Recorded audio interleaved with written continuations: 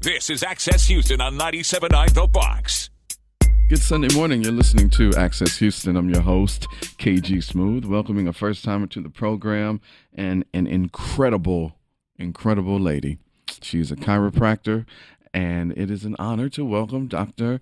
Alexia McClerkin. Good morning. Alexia, did I say it right? It's Alexia. Good morning.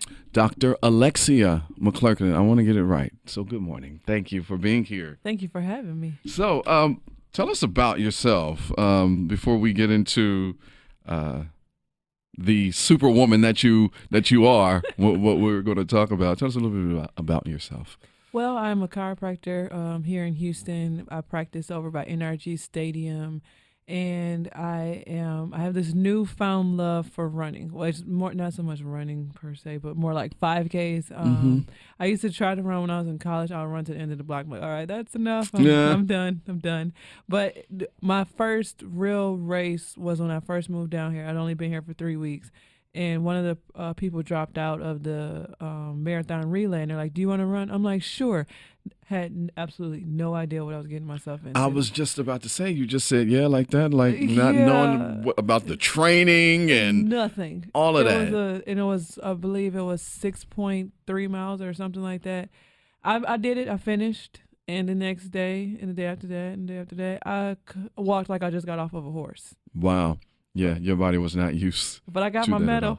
Hey, that's all that matters. Medal, so did you run track or anything, or cross country in high school or college or anything? I attempted track when I was in high school, but I'm from Michigan, so I slipped on the ice. I'm from Ohio, even though we're rivals, college terms, but Michigan State, see, y'all are rivals with U of M.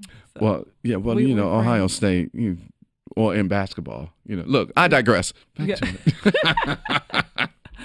But I slipped on a patch of black ice when I was running down the driveway on my way to school, and ended up breaking my ankle in 5 places and tearing all the ligaments on the outside. Oh, man. So that was the end of my track career as I knew it. Oh, man. Yes. Well, you're making up for it now.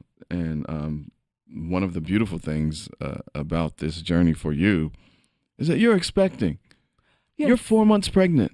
Yes. And you ran in a 5K marathon yesterday. Yes, I did. That was number 4 for me since I've been pregnant. Okay, so wait, I just realized what you just said. This has been the 4th 5K that you have ran since you've been pregnant? Yes. I did the Turkey Trot in November. I did the Santa Hustle in Galveston in December. And last Saturday, I did the Superhero 5K. And then yesterday, I did the Chevron 5K. Shut your ass up. Dang. What was it that, what was the inspiration to make you want to just start running? I know that they said, hey, you want to do this? And you was like, hey, but after that first time and after a week, you couldn't walk right. Like, what was it that made you want to go back? I enjoyed it. Even though I could barely walk, it was the soreness. It was the soreness not from like, oh my God, I'm sore. It was a soreness from knowing that I completed something. I started it and I finished it. So it was that good sore. Yeah, I know what you feel. Sore. Okay, so that great sore. Yeah, like when I take a slight sabbatical from the gym and and then when I finally go back and that next day I'm all sore, but it's that good sore. Like my muscles going. I'm like, something. I got it done. Yeah, that's what's up. You're listening to Access Houston. We're talking to Dr. Alexia McClerkin, who is 4 months pregnant, and she's running 5Ks. So what does that say about your life? You don't have a human inside of you, and you're not running, 3.1 miles. What are you doing with your life? So fitness during pregnancy. Let's talk about that because there's a lot of misconceptions about that, but I guess everyone is different depending on what your doctor tells you that you can or cannot do. Some women are told to stay in bed and maybe just walk a little bit. Some women are told to walk. Others are running 5Ks like you. I've seen some Instagram videos of women full-fledged, 9 months, look like water about to break right then, doing squats on the rack at the gym. It's wild. That was me with my first pregnancy. No, what? It was. I would literally, from the moment I found out I was pregnant, we have a lot of heavy miscarriages in our family. So my family's like, well, you need to wait, blah, blah, blah, blah. So I'm like, okay. The day that I hit 12 weeks, I was right back in the gym. I mean, I was itching to go back to the gym. So I worked out my entire pregnancy the first time. The only thing is I didn't do all the 5Ks. I only did one 5K when I was pregnant with my son, and I was 9 months pregnant then. And people were like, "What are you doing out here? Why are you out here?" Because I'm running just like you are. What are you doing here? But in terms of this time, I'm a lot busier than I was because I'm in nursing school too, plus running my practice, and then also family aspect, and then trying to still be social and do 5K. So I haven't been working out like I would like to. But I get my 5Ks in. Some women, every woman is different. Right. Every pregnancy is different. And research has shown that if you are active throughout your pregnancy, it makes for an easier pregnancy, and it also makes for a much easier labor. And even though I had to be induced because my son was like, wow, this is a very comfortable placenta, I'm going to hang out in here. I was exactly 41 weeks when I delivered. And my labor was 5 hours, and I pushed 6 times, and he was out. And that was with no epidural, no drugs, nothing. Wow. Real life superwoman. And I contributed to me being active. But again, every woman is different. Every woman has a different pain level, pain tolerance. So with you having that experience and working out while pregnant multiple times, what are some of the health benefits of working out during your pregnancy? One of the biggest benefits is it helps with the swelling, and it also helps with the postpartum, because some women, they notice after postpartum, they are hanging on to the weight, or they end up gaining a lot of weight throughout the pregnancy. So sometimes the weight that you gain is you're supposed to gain weight during your pregnancy, but you want to gain healthy weight. But some women, they put on excessive weight, and then it's a lot harder to get off.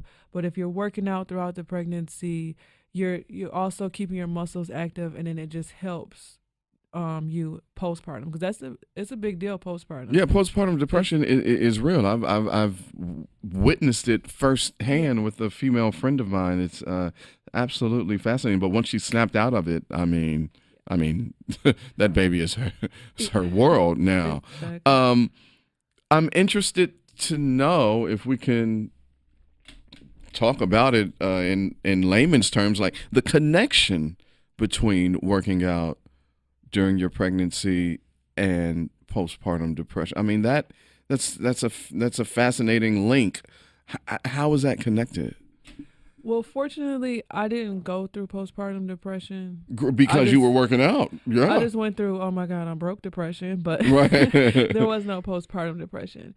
But I believe though that some women, even though they do work out, they still suffer from postpartum depression. But if you notice, the incidences are lower than a woman who did work out throughout the pregnancy. But I'm not saying that it doesn't happen. You're not going to have a postpartum depression. Don't it just lowers the risk, or I guess the emotional effect of the postpartum. Because it gives you something to take your mind off of everything else that's going on. And sometimes the hormones are just raging, and you really don't have control over it.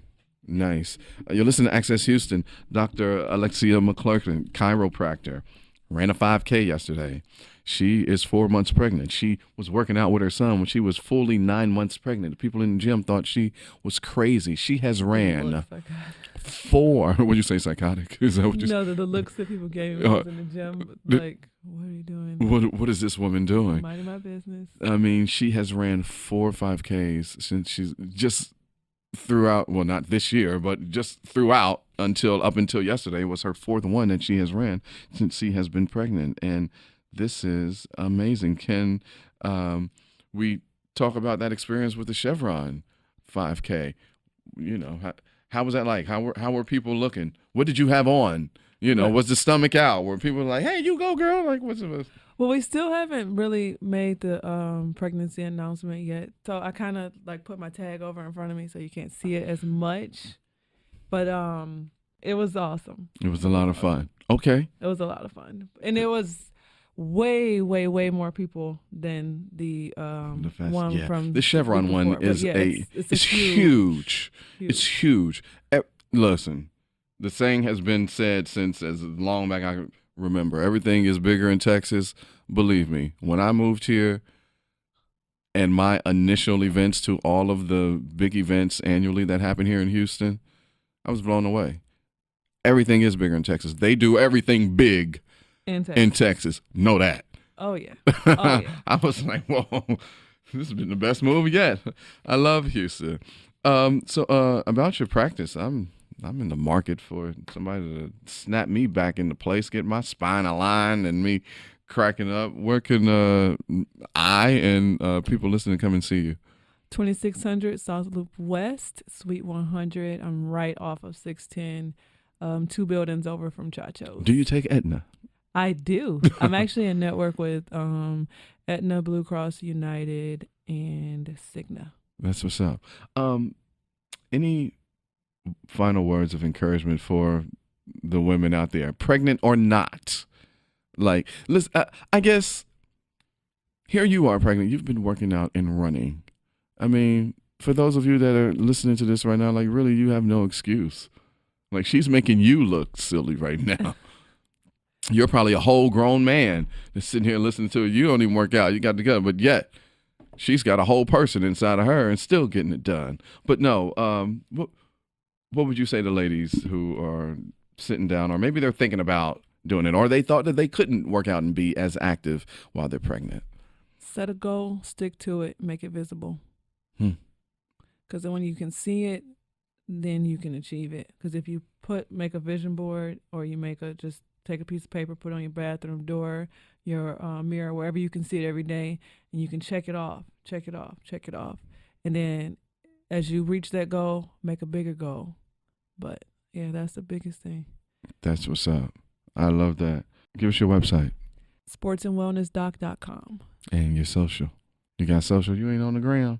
No. Oh, my social. I thought she was my social security number. No, social I'm media. No. My Instagram is also Sports and Wellness Doc. Sports and Wellness Doc. Man, she's into sports and she's early, doing well. It's early. It's doing well. It's all good. I thank you for your time. This has been Thank you. This has been very eye-opening and educational. I'm excited. I'm glad to meet a goddess warrior such as yourself. Now I'm getting ready to go help these people as they finish the marathon. Yeah, indeed. Thank you so much, Dr. Alexia McClerkin. I really appreciate it. Thank you. Thank you for having me. Good Sunday morning. You are listening to Access Houston. I'm your host, KG Smooth. Welcoming a first-timer to the program, it's State Representative Garnet Coleman. Good morning, sir. Good morning. It's great to be here with you. Good. And also a good friend of mine, one of my favorite people in Houston, the Promotions and Marketing Director at the Children's Museum of Houston, Henry Yao. What's up, Henry? Welcome back. What's up? Good morning. Thanks for having us. Well, thank you guys for being here. It is the Sunday before MLK Day. Martin Luther King Jr. Day, huge holiday. We got parades. We've got a lot of events, and you guys are doing something special this year at the Children's Museum of Houston. So tell us about it. Well, absolutely. We're inviting the whole community to come out and celebrate our 22nd annual Martin Luther King Jr. Day celebration at the Children's Museum. This happens right after the parade. It happens all day, but our special events begin at noon right after the parade. So it's a great time to come out with the whole family, the whole community, and enjoy what we have to offer at the museum. We have several activities and performances lined up, and of course, special guests special guests like our State Representative Garnet Coleman. Yes, sir. State Representative Coleman, please tell us about the district that you represent, and how long have you been in the legislature? I've been in the legislature 26 years. I represent 3rd Ward, 4th Ward, Montrose, South Park, Okay. and points southeast of there towards Alameda Mall. I've been participating as a partner in this event for 22 years. It is very important because it reminds us that MLK was about more than just marches and speeches. Yeah. That he had a philosophy, and that philosophy was both nonviolent, but also a philosophy that people should have good jobs. Yes. People should have good wages, and that people should have a way to make it in life. And that's what the Poor People's Campaign was all about. So as we celebrate his birthday, we celebrate what he advocated for and that's for equality both among all people. Yeah. I think that's really important, and why this celebration is important. Absolutely. We continue to celebrate and we continue to fight to keep Dr. King's dream alive, because let's just be honest. I mean, the current climate that we're in with, the administration and just socially, we are fighting for morality. We are fighting for dignity. We are still fighting for equality. If it comes to people of color, immigrants who come over here from another country to have a better life, transgendered people, it doesn't. We are still fighting the fight. And I don't mean to. I don't know. If you will just indulge me in this hypothetical. Absolutely. Well, what do you think that Dr. King would think of today? I can tell you what he would think. He'd be flabbergasted, but I'd say another word. He would be angry that this country has rolled backwards to the point where oppressed communities are even more oppressed than they were 20 years ago by the powers that be. Yeah. And that's why he would say, that's why you can never let up, and why you always have to keep moving forward in your advocacy, because things can go forward, but they can also go backwards. Indeed. Which is exactly what is happening. Yeah. Henry, you were going to add? Well, I just wanted to say that, in the museum, what we're trying to do is we're trying to, of course, create awareness, remind this generation that the freedoms that we have, it's all because of this legacy, the legacy that Dr. King left for us. And it is our responsibility and our duty to continue that legacy, to create awareness, to practice our rights. And this is why we stage, a peace march. We want to show kids that, hey, if they see something wrong, you can do something about it. You can stage a peace march, contact your local government, do something, and not just do nothing. I think that was Dr. King's lesson, that by doing nothing, you can actually cause more problems. You have to take action. You have to take action. Yes. You're listening to Access Houston. We're talking to State Representative Garnet Coleman and Henry Yao from the Children's Museum of Houston. Their 22nd annual MLK Day celebration is happening tomorrow. As Henry just mentioned, they're going to do a peace demonstration by the museum's kids committee. And tell us about the other activities that you got planned. We have a lineup of musical performances. We have, the Ebony Opera Guild.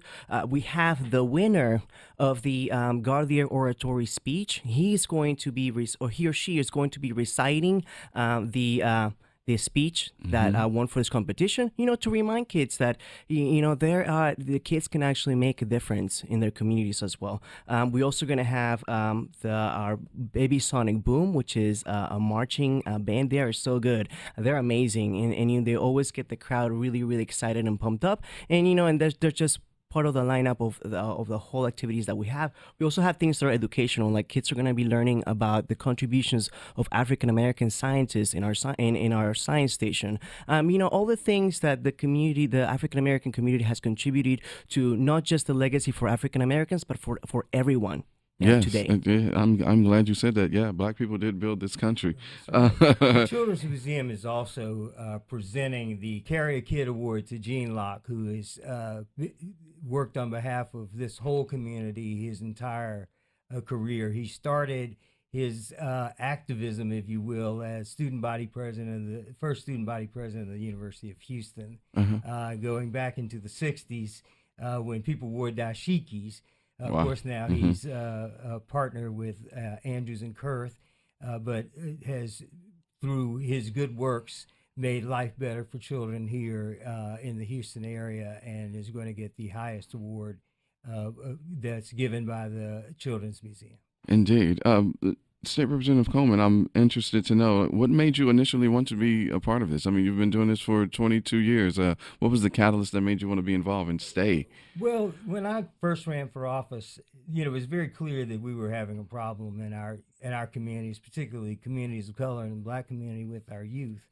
And I started an organization called Operation Smart, and we had several different events to expose children to things that were positive, and one of them was the Children's Museum. We also did health screenings and things at the zoo until they started charging too much for the zoo. We used to buy out the whole zoo for that purpose. But we've stuck with this, and the Children's Museum is a very good place for parents to learn about what's good for the children and children to explore and play and learn, and has been since its inception. So this is something that's extremely important. Just like now, if you ask me where we need to do better, it's with providing a good education, good experiences for our children in our city and state. And that's why this event is so important, because kids don't get to hear about a holiday named for somebody who actually had a PhD. Right. And a black man with a PhD. No less. And who held education up as high as he held up marching. Yes. As a part of his legacy, and for us in the way that we're going to move forward. Children are important. Education is important because it is the great equalizer. Yeah. Nobody can take that away from someone. Yeah. Once they have that piece of paper and that information in their mind. Yes. And it's no better place to work on that than with children, starting as early as we can. Yeah, indeed. One of the things that I am anxious and excited about for you guys with this is the I Have a Dream rendition. Henry, tell us about that. So we have a great orator who does this every year, and he does a beautiful, beautiful rendition of Dr. King's I Have a Dream. I think it's very important for children to hear it, not only because of its legacy, because of the promise that he made to the next generation, that, that he could make a difference at that time, and that this difference could have this everlasting impact. And for children to hear it at the museum, and I think it creates this encouragement that they can actually make a difference in their own communities. I love that. People, you can get more information by logging on to the Children's Museum website, and that is? Yeah, our website is www.cmhouston.org. If you head over to our calendar of events, you'll find all details about our MLK Day event. And it's also available on my website, www.garnetcoleman.com. All the information for the event is posted on the website. Indeed. Well, if you don't have anything to do, you're going to be downtown already anyway from leaving the parade. You might as well just swing on by the Children's Museum of Houston for the 22nd annual ML Day celebration, because tomorrow is a day on. It is not a day off. So, get out and do something great, activism, and have fun with the kids at the Children's Museum, yeah? Absolutely. Yeah, that's right. Yes, indeed. State Representative Garnet Coleman, sir, thank you for stopping by. And Henry, it's always good to see you, man. Thank you. Thank you to the Radio 1 family for having us. Indeed, and thank you all. You guys constantly reach out to us, and we love you guys over there. So thank you as well. Thank you all so much. And thank you for listening to Access Houston. We'll be back with more Access Houston on 97.9 The Box.